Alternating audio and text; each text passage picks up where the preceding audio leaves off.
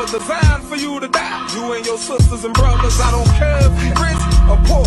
I'ma get off the streets, I'ma trick you. Cause to me, just a nigga. Hey nigga, go shoot this basketball.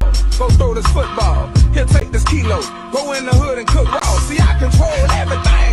And I ain't saying no more. You take a knee, you ain't playing no more. Now who gon' stop me? Pray to your God. But can he hear you? That ain't even the whole Bible. I stole some of the scriptures and gave you a picture of a European man that told you he died for you. Nigga, I lied to you. Red, white, and blue. See, the red is for your blood, and the blue is for the water I brought you through then hung. And the white, yeah, nigga, white is for the elite. Now go on, pop your Percocet. Continue to stay asleep. Now go on and eat unhealthy. Coke, burgers, and fries. You niggas will rule the world if you just open your eyes. I committed the crime. You really the victim. If you wanna know my name, just call me the sister. Beneath the Vatican lies one of the largest, most secretive underground complexes on Earth. It's not just a vault. It's a massive network of tunnels, chambers, hidden libraries, ancient relic repositories, and energy portals that have been deliberately concealed from the world for centuries. What they store down there: ancient relics and artifacts from civilizations long erased from public history. Atlantis, Tartaria, pre-Egyptian dynasties, original sacred texts, unedited, unfiltered, carrying knowledge of human origins, the true structure of the cosmos, healing technologies, and direct source connection practices. Technologies that use frequency, sound, and magnetism. Things that could dissolve the need for oil, pharmaceuticals, even modern governance structures overnight. Portals, natural energetic vortices where dimensional travel is possible. Some were naturally occurring, others artificially stabilized. Evidence of non-human interactions throughout Earth's history. Beings who helped and beings who enslaved. The Vatican doesn't just collect these things out of curiosity. They hoard them to control the narrative, to keep humanity trapped in a false timeline, to maintain the illusion that we are powerless, disconnected, and small. The tunnel system itself extends for miles underneath Vatican City and into parts of Rome, interconnects with ancient Etruscan tunnels that predate even the Roman Empire. Some passages descend deep into old catacombs where rituals, both sacred and corrupted, have been performed for millennia. Only the highest echelons, the black nobility families, certain Jesuit factions, and inner circle cardinals have full access to these zones. The vast majority of the church's lower members have no idea what truly lies below. Why they keep it hidden? Because the full revelation of what's beneath the Vatican would not just shake religious faith, it would completely dismantle the foundations of the global control system. History would have to be rewritten. Science would have to be rewritten. Human identity itself would have to be reawakened. American and white and human become synonyms. That why can't we just treat each other as human beings? To me, when I hear it from a white person, it means why can't we all just pretend to be white people? I'll pretend you're a white person, and then you can pretend to be white. Why don't you eat what I eat? Why don't you drink what I drink? Why don't you think like I think? Why don't you feel like I feel? God damn it, I'm so sick and goddamn tired of hearing about that. I'm sick of that. That's what it means to be human being to me. That's what it means to be white. That's what it means to be American. Why don't you come the hell over here? That's what I hear every goddamn day. And you know that I can't come over there. You know that this skin and that this hair and that this way to that tall and that I think and I feel will never, ever get included because I'm unpalatable to this goddamn nation. I'm unpalatable. You cannot swallow me. You cannot taste me. You cannot feel me because you don't want to. You think that you can survive without me, but you can't, man. You think that, hey, it'll all be fine when we just treat each other like human beings. And what that says to me is don't be yourself. Be like me. Keep me comfortable. Connect where I'm ready to connect. Come out to my place. Or maybe I'll come down and get some artifacts from your place. That is bullshit. That real KA Hall that people who've signed up for the speedier passage through TSA have also waived a very important right. What have they signed away? So when individuals enroll in TSA PreCheck or Global Entry, they actually sign a release granting the Department of Homeland Security and the FBI unrestricted, warrantless access to all their personal data. Health records, physical, mental, social media, communications, court history, anything they want, They have access indefinitely. And this sweeping surrender of privacy is in the fine print few people ever really read. So the people end up giving up their permanent rights, or their rights permanently, for the convenience of maybe a little bit faster time. Have you ever wondered why most photos of black history are shown in black and white? Even the ones taken in the 1960s, the 70s, even into the 80s?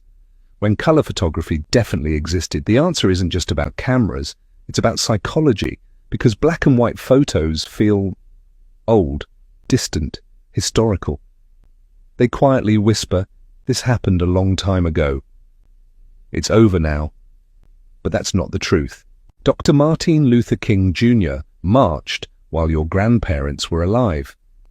Ruby Bridges desegregated her school in 1960. She's still alive today. Angela Davis was arrested in color.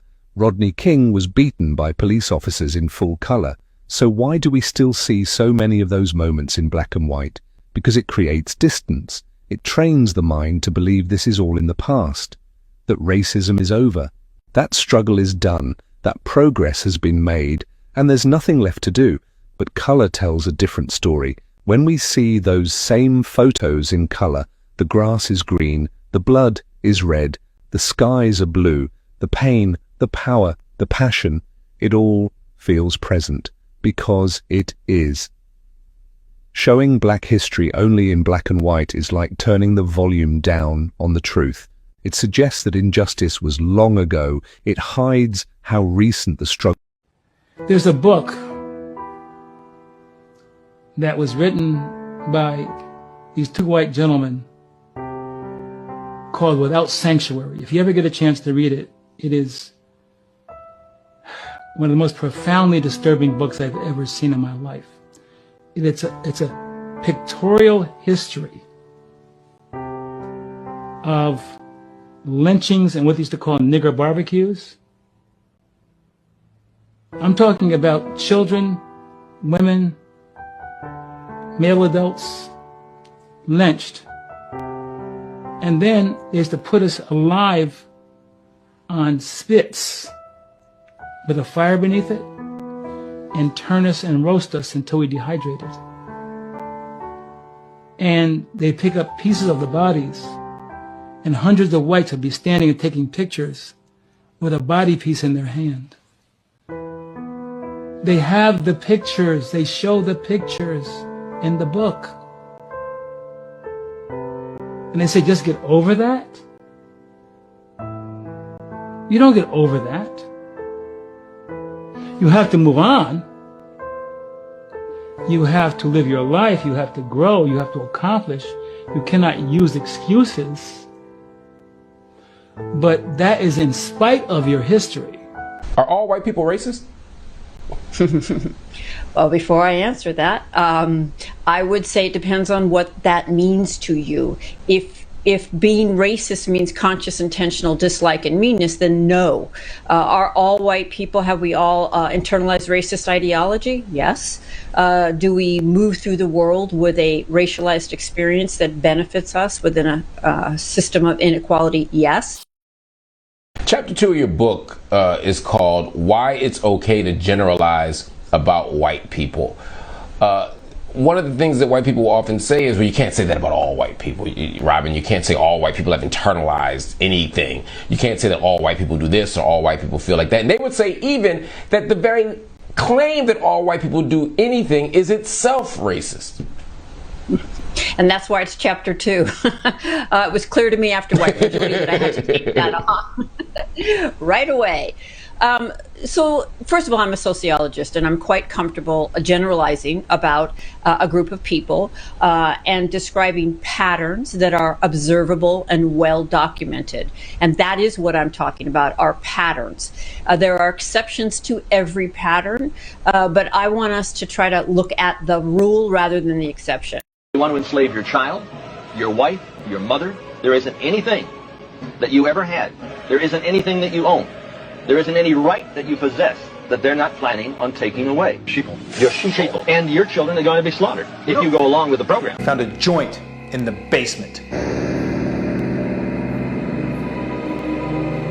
Anyone gonna fess up? It's mine, okay?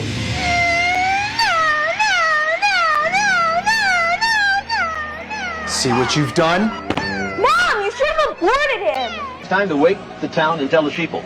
We are being led like sheep to the slaughter. What is the purpose? A new world order. The United States of America is controlled by this evil archy. They control the money system. They control the State Department. They control the presidency. So they have a plan to give us a new age world global occultic religion. They're going to have been deceived so greatly that they'll actually think it's something good. In fact, the whole New Age movement, the New World Order crowd is telling people that the 666 mark of the beast is the most elite thing that could ever happen to them. No cash. What's next, James? Killing us in our sleep? Wearing our guts as accessories? You're tearing this family apart! This is lame. I'm out of here. Whoa, pal. You're not going anywhere. Jeez, guys! It was only once! Not even once. Not even once. Not even once. Not even once. Not even once. Not even once. Not even once. Not even once.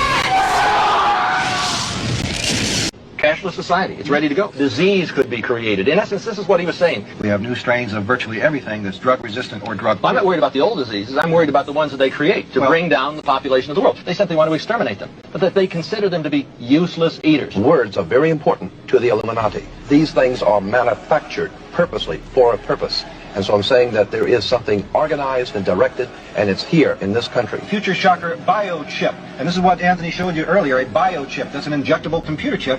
An economic mark in the back of our right hands or in our foreheads. You've got a choice. You can join in this fight, or you can die as a slave. The phrase "follow the white rabbit" comes from the book Alice in Wonderland, but is often referenced by QAnon and was in the Matrix movie as well. QAnon believers believe that there is a global cabal of Satanists that are abducting, sacrificing, and trafficking children. So once they are in their custody, they are raping them and torturing them to produce an adrenaline substance by the name of adrenochrome that they can then inject that supposedly helps them to live longer, live forever. I don't fucking know. What I do know is my girl was out on a run locally in Napa County, and randomly, came across this white rabbit head on a fucking stick. And it seems like, there definitely is a very tangible trafficking ring running locally in California.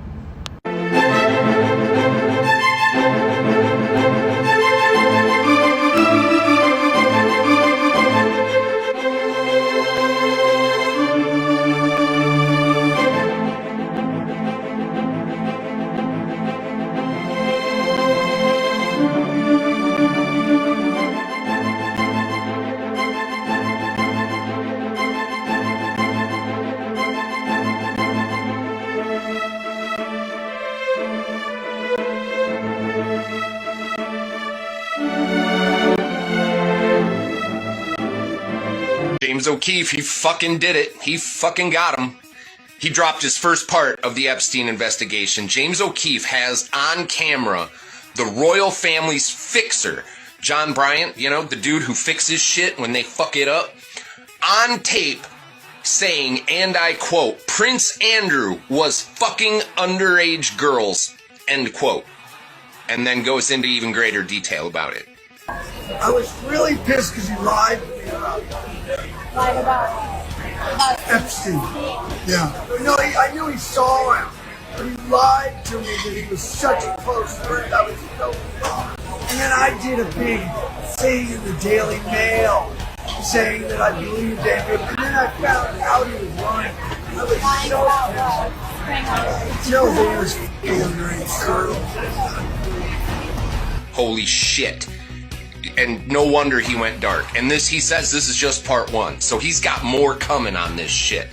And that Jessica Dupree, she was one of the only Epstein victims to go public.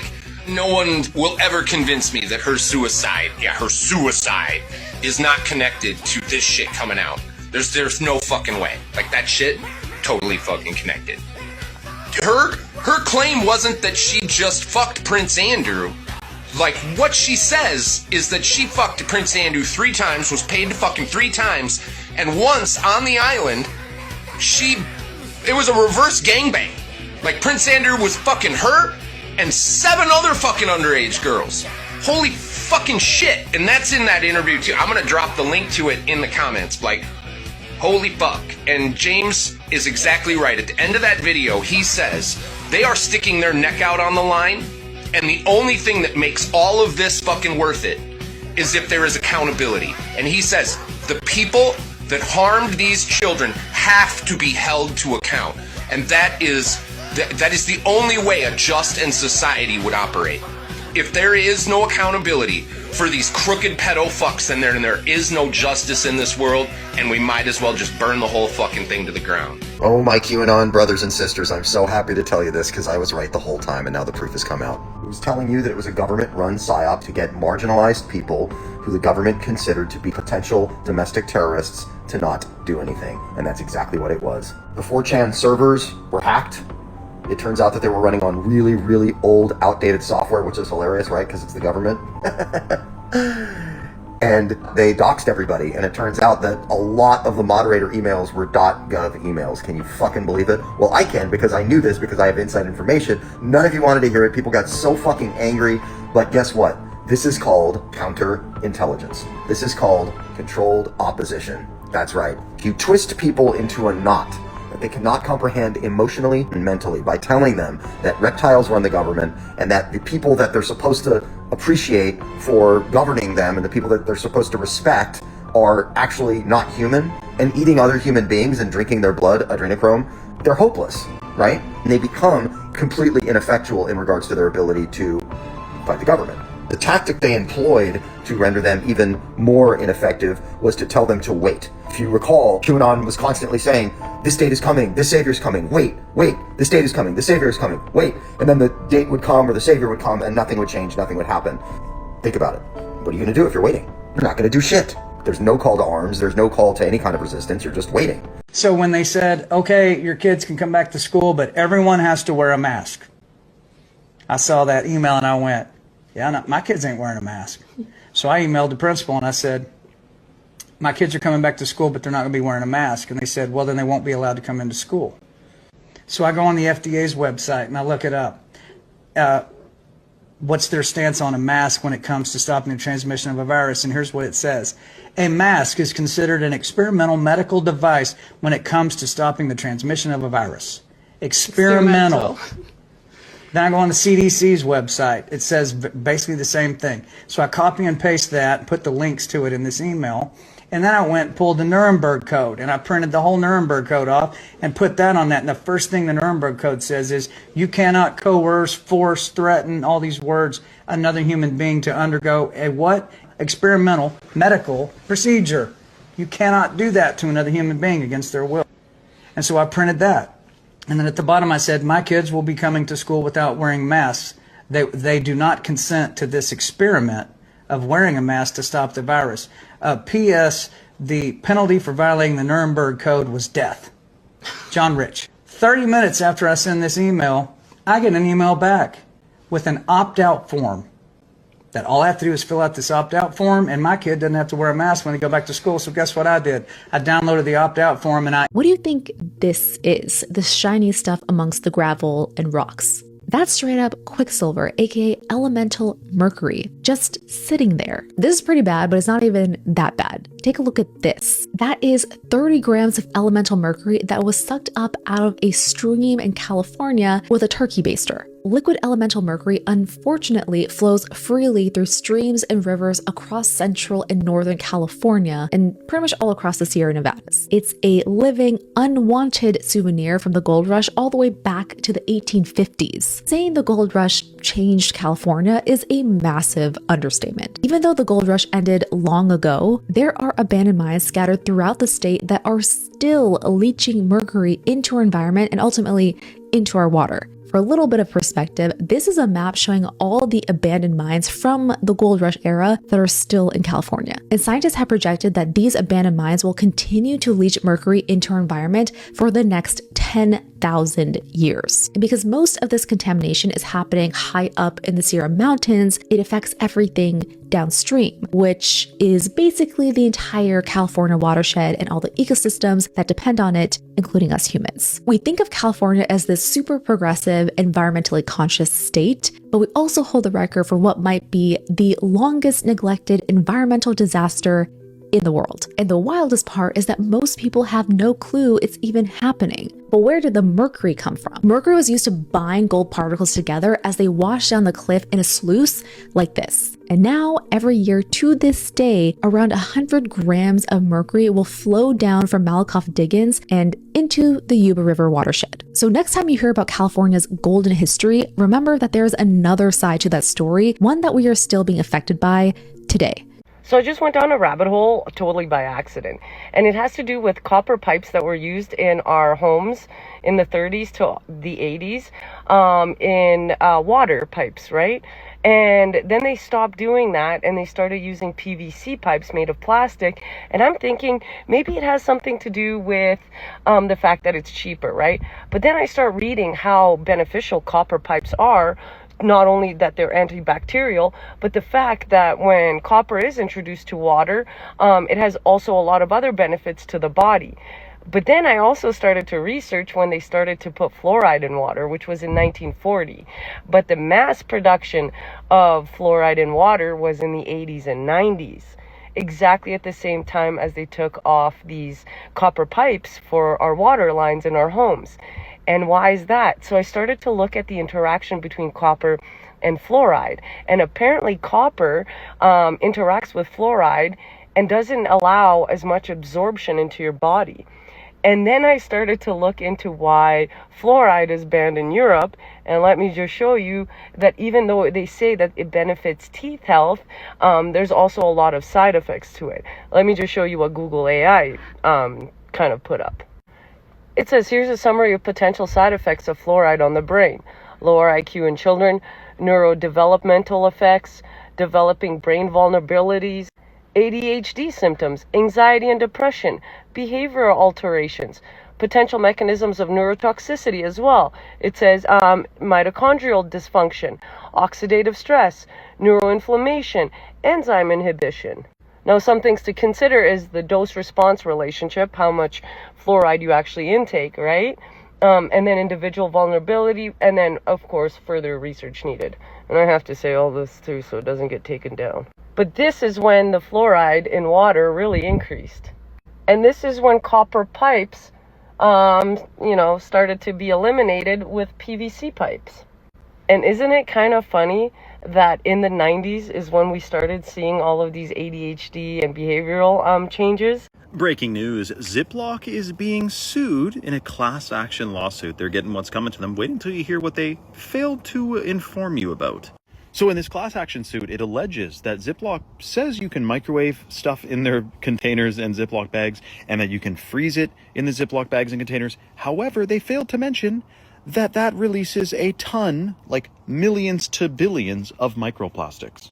So the suit is about the fact that they failed to let you know that if you use their bags as directed, you're exposing yourself to toxic microplastics, which is a problem.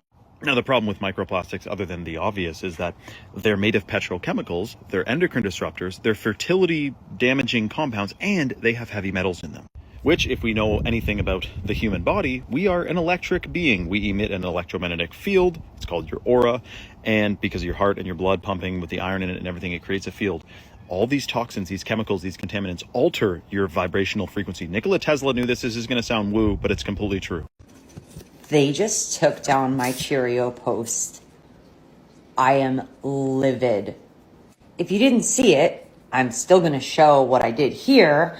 My child tested positive for lead in her system, and I took a lead test, one of these little swabs, and I tested a bunch of Cheerios. And the Cheerios, as you can see, popped pink. Pink means lead detected. So I don't know why they would take that video down for misinformation when clearly I'm showing the facts right on the screen. I'm just so sick of just because we're spreading awareness and we're spreading truth, they're not going to let us talk about it. That's great. Throw out your fucking Cheerios and stop giving them to your kids because apparently they have lead in them.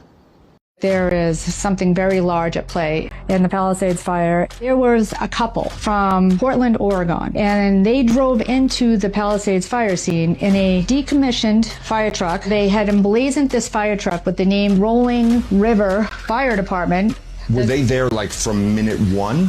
All I know is that they got into the scene 2 days in a row before they were stopped and arrested. Whoa! I don't know if they burnt it down. We do know that they were acting suspiciously in the fire zone on a fake fire truck. Turns out the woman is a National Weather Service wind and fire expert who teaches juvenile delinquents climate change issues. They make rap songs called Weather Slaps. And some of the lyrics go like, wait until you see it all burn. And her husband, the guy behind the wheel, is a convicted arsonist who burned down country clubs and rich people's houses in a small town in Oregon. Holy shit. They were eco-terrorists. So I am convinced that this is an act of eco-terrorism. That's insane to me. I'm Courtney Tammany. I'm a survivor of satanic ritual abuse and my father's molestation. He is the chief of police, and I'm here today to help end this epidemic of child abuse. I was born into a cult. It's a satanic cult. They have their own special calendar. They wear masks. They always would wear these masks with bones or whatever they wanted to scare you. And it was also a power thing. We would go into the woods and we would play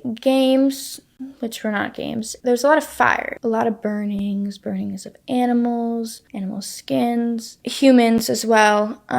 What scared us the most is, okay, we're doing this to these people that we've trafficked. Why won't we do this to you? You know, you need to be scared for your life because we just did that to this young girl or this young boy. So why wouldn't we do it to you if you're not acting well? So I wasn't able to sleep. I was up at night, and when I wasn't at these events, I was just being abused by my dad and my neighbor. As an individual born and raised in Sonoma County, California, I frequently feel that my community is governed by satanic pedophiles. Locally, over recent years, multiple mayors in Sonoma County have been incarcerated for molesting little children. These individuals were endorsed by the Sonoma County Democrats. I am frequently the voice for not only adult victims of human trafficking, but children who have been molested in my community as well. Primarily, these individuals come from the marginalized communities that the local Democrats claim to serve. However, when I help to elevate their voice and try to get them justice, I'm told by our local media, local white liberals, their nonprofit leaders and friends to shut the fuck up. So I thought that white liberals want to help the marginalized, so why would you want to silence rape victims? I continually cannot get an answer to this.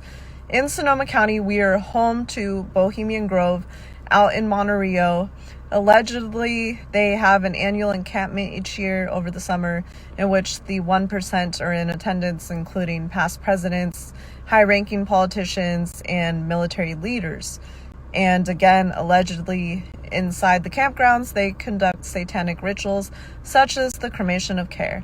In conclusion, is Sonoma County governed by satanic pedophiles? Like why I hate these babies so cocky? Cause I got all the bitches like Nemo, and I still get jiggy with the Pico. But I never for a men's retreat inside the Grove, which is kicked off with what's called the cremation of care ritual, a human sacrifice depicting ceremony where a life-size effigy of a person is burned on the altar at the base of a 40-foot tall demon-looking statue.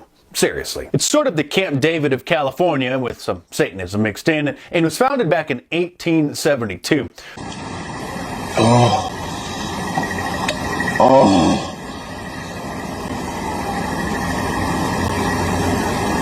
There goes another person, guys.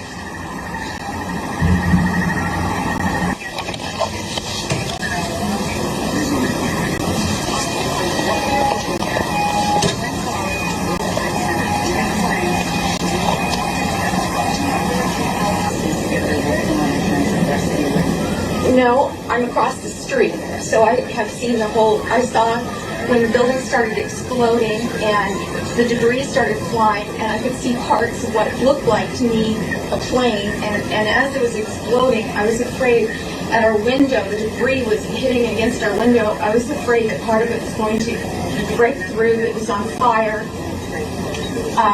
And yes, I was, and the entire building shook. And I'm from California. That earthquake. I look up, and the window is completely filled with flames and debris. You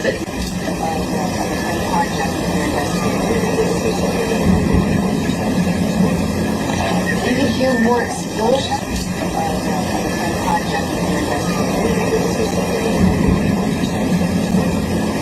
You can hear more explosions.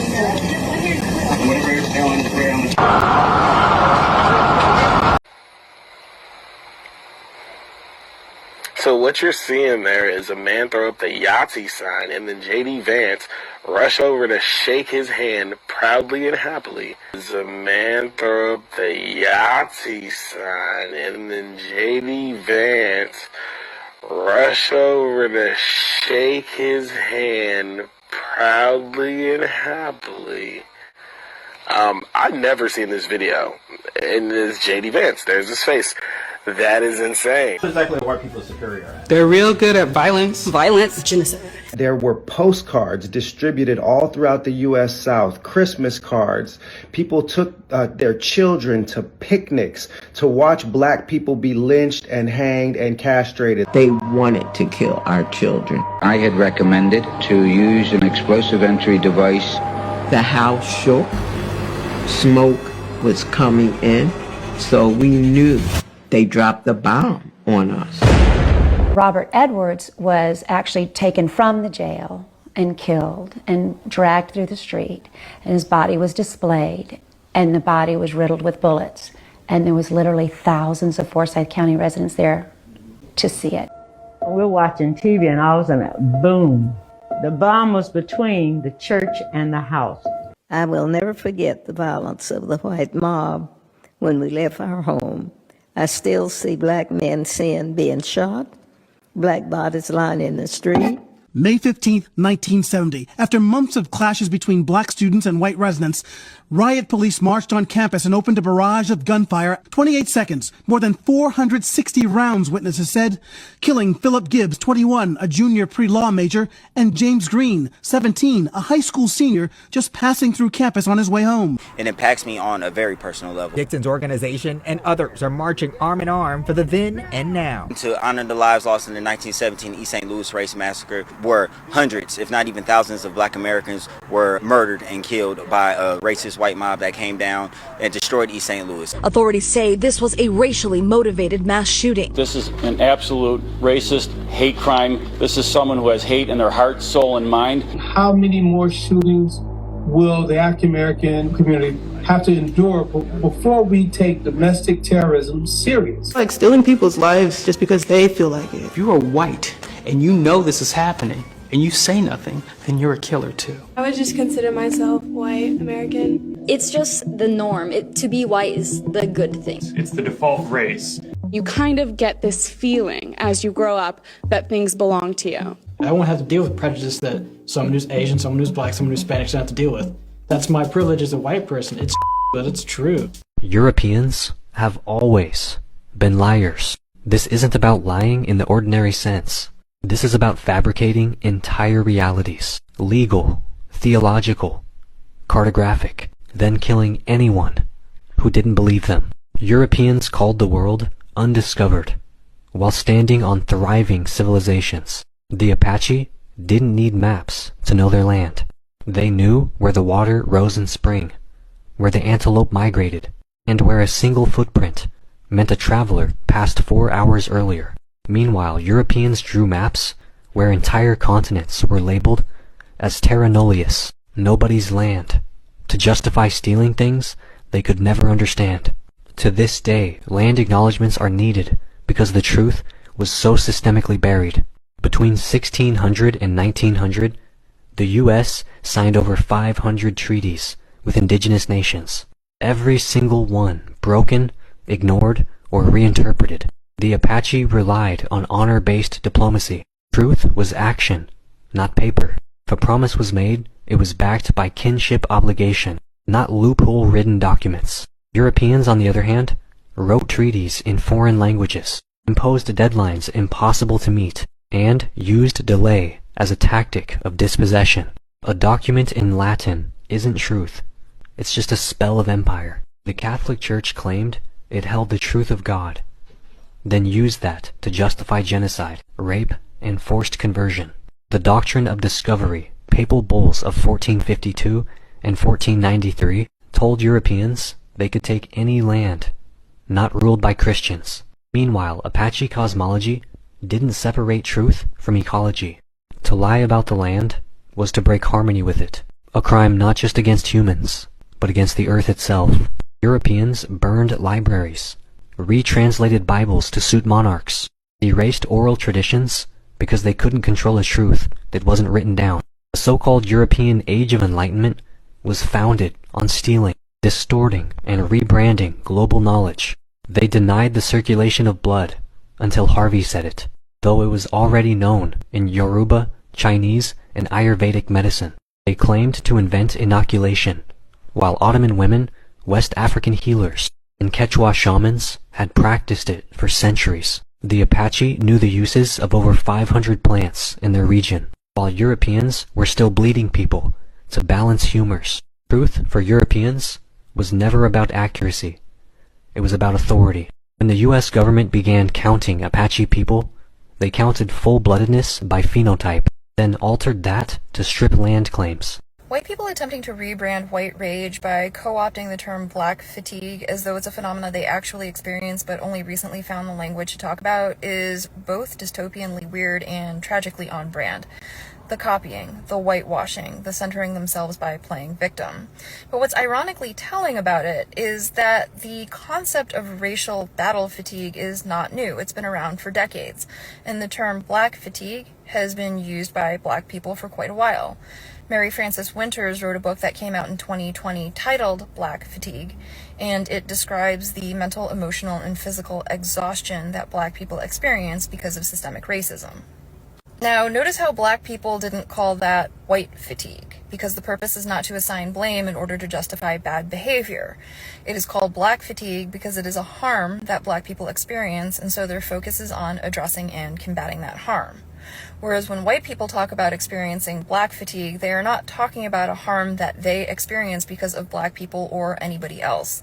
They are literally telling on their own inability to live in society with black people.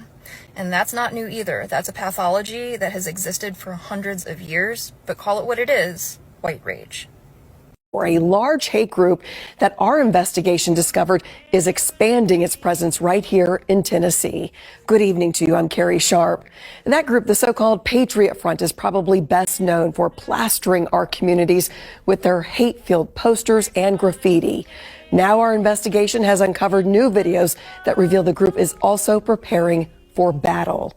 Chief Investigative Reporter Phil Williams is continuing his Hate Comes to Main Street investigation.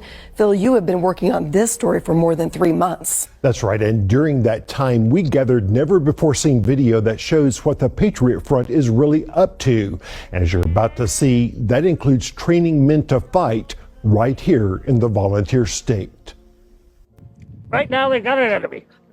If they get rid of their enemies, they're going to have to find a new one. It might be you. It was an investigation that would eventually lead us across the state to this large compound being built by a hate group right here in Tennessee. A compound where members train for battles that sometimes play out on the streets of America. These are smart, observant, thoughtful Americans who see that our country is going in the wrong direction and has been going in the wrong direction for decades. Patriot Front, one of the largest organized hate groups in the country. Known for their flash mob protests that suddenly spring.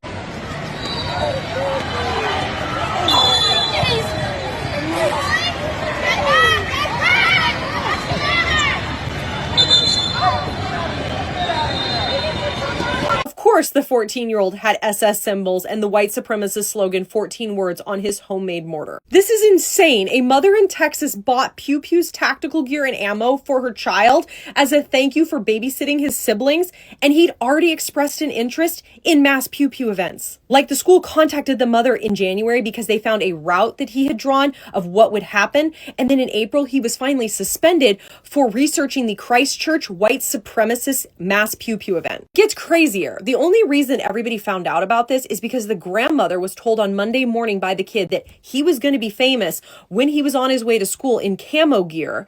And so she went and checked out his bedroom and found all this stuff. Mother was charged too, but the school officials knew about the huge red flags that this kid was waving. But they let him back, potentially endangering the lives of hundreds of other children. And if it weren't for the grandma, he probably would have. And this is why white supremacist ideology is so dangerous. 80% of unalivings due to mass Pew Pew events are committed by white supremacists.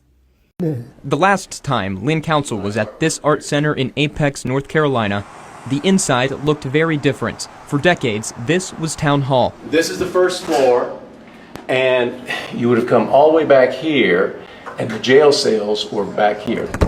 Even 67 years later, Lynn remembers well the time he spent here and the man who arrested him. Back then, Apex Police Chief Sam Bagwell acted with near impunity to carry out racist attacks. His brutality was well documented by news outlets of the time, but he escaped most punishment because he was, as the Carolina Times put it, a valuable asset to the average southern town. His job, quote, to keep Negroes in their place. He was a mean man now.